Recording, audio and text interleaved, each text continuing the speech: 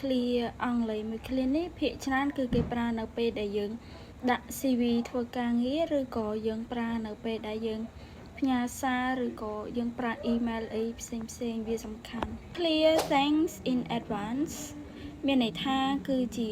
ការអរគុណទុកជាមុនហើយយើងអាចប្រើវានៅក្នុងការផ្ញើ CV ឬក៏ការទៅសេ email ឬក៏ផ្ញើសារផ្សេងដើម្បីបង្ហាញពី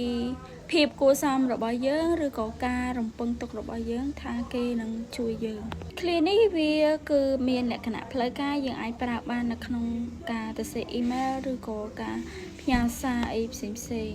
ជាពិសេសគឺនៅពេលដែលយើងដាក់ពាក្យការងារអីចឹងឧទាហរណ៍ដូចជា thanks in advance for your help មានន័យថាអរគុណទុកជាមុនសម្រាប់ការជួយរបស់អ្នកឧទាហរណ៍មួយទៀត please let me know if you need more information thank in advance សូមប្រាប់ខ្ញុំបើសិនជាអ្នកចង់ដឹងព័ត៌មានអីបន្ថែមអរគុណទុកជាមុន